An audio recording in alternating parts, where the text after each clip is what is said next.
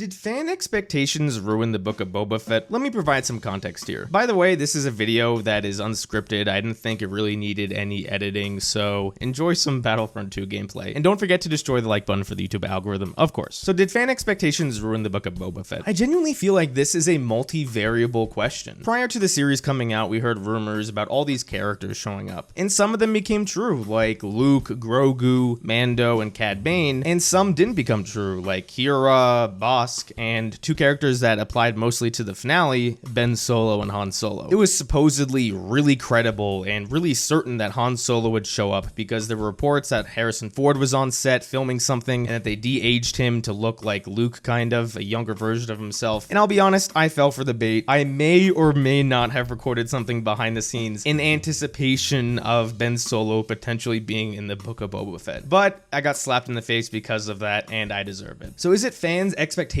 that ruined the Book of Boba Fett? Was I upset because I didn't get to see Ben or Han Solo? Would I have loved to seen them? Yes. But it didn't ruin the episode for me, and based off of people I've spoken to about the season finale, I don't think that's the case, because I have a lot of friends that are kind of casual viewers. They watch all the episodes, they've seen all the movies and all of Mando, but they're not super involved in the fandom. Like, they don't go on the Star Wars Leaks subreddit and they're like, oh my god, Kira might show up, there's a good chance at that. And a lot of them were disappointed with the finale, so no, I don't think fan expectations in that regard ruined the Book of Boba Fett. I will say this though, and it has to do with scoopers as a whole. I know a lot of them are good people. They have good intentions, they just want to provide interesting news to the fandom to get them excited for upcoming shows. But regardless of what their intentions are, I do think this whole scooping game does more harm than good. Not once did this season promise that there was going to be cameos left and right. The first 4 episodes are mostly a contained story, and that's kind of how the show is marketed. Now, it does need to be addressed how they did spend 2 episodes kind of fulfilling a lot of those fan expectations. In some ways, it exceeded them because we got to see Luke and Grogu train. We got hints at Luke's Jedi temple, which is nuts that we would see that in the Book of Boba Fett. And this also goes back to the the Mandalorian Season 2 finale, because it ended on such a high note. We saw Luke Skywalker, a younger Luke Skywalker that was de-aged, and that was insane for a lot of people. But did that set a dangerous precedent going forward that every season of a show needs to end with some sort of massive cameo or some massive appearance from someone that fans would lose their mind about? That's what you guys have to determine, because for me it doesn't, but I feel like for a lot of people it does, and that can be concerning going forward for the rest of Star Wars. But I do think it's okay that if you find a certain story point disappointing and you had one in your mind that you thought was significantly better,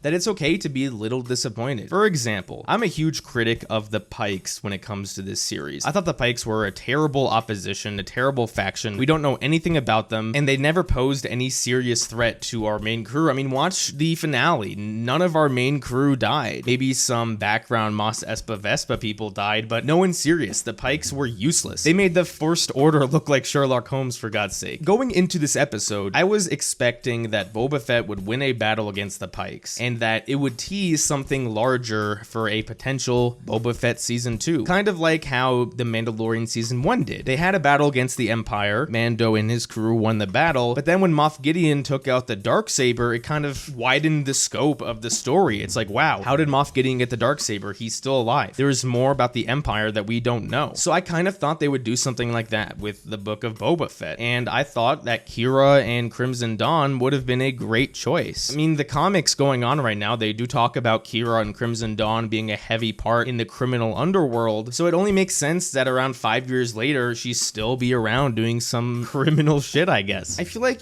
it would be tough to argue that, even if you like the show, that the Pyke Syndicate was a good opposing force to Boba Fett. They were extremely underwhelming, and I think most people would agree that a Kira and Crimson Dawn appearance, saying like, oh, this is Season 2 and that Kira is really in charge of the Pykes, I think that would have been really interesting going forward. So am I a bad fan for being a little disappointed that something like that didn't happen? I think it's wrong if you have a certain mindset that this has to happen, and if it doesn't happen, then you're upset. I think that's a bad mindset. But expecting something better. Like, I didn't need Kira or Crimson Dawn to show up, but I'm a little disappointed that there wasn't a higher threat or a higher person in charge of the Pykes, because again, the Pykes were so underwhelming. I think that's a reasonable thing to be mildly upset about. And this whole thing about fan expectations, of course, just like most Star Wars debates, trace back to The Last Jedi. A lot of people will say that fan expectations ruined The Last Jedi for a lot of people because they expected so much from Luke. They wanted Luke to be this huge Jedi hero that would take out his laser sword and face down the whole First Order, and we didn't get that. We got a more character-focused Luke in this story. I think in that regard, fan expectations can be bad and ruin a certain story because so many people wanted so many things from The Last Jedi, and when we didn't get answers to certain questions like Rey's parents or who Snoke was, then fans were disappointed. I think that stuff is a little bit dangerous, but I think it's okay for fans to expect maybe a better story from something. Like if someone says to me they wanted a more optimistic version of Luke, one that was a little bit more in character than the one we saw in the original trilogy, I don't think that's a bad criticism or something, a bad expectation, if you will. But I think if you go into The Last Jedi saying, oh, I need to see Luke take out his green lightsaber and face down the entire First Order, I think that's a bad expectation, if that makes sense. The Sith always deal in absolutes, and if your expectations are, I need to see this, and if it doesn't happen, that's bad, then that is bad. I sound redundant, but I think you guys understand my point. I think going forward, a lot of fans now are going to be skeptical of scoopers. With the Rise of Skywalker, for those who weren't as involved with the fandom back then, there were a lot of leaks for that movie, and towards the end of the lead up to that movie, a lot of it ended up being right. Like the whole plot was leaked about a month before the movie came out, and it was mostly right. So I think because of that, a lot of fans are now used to trusting these leaks. So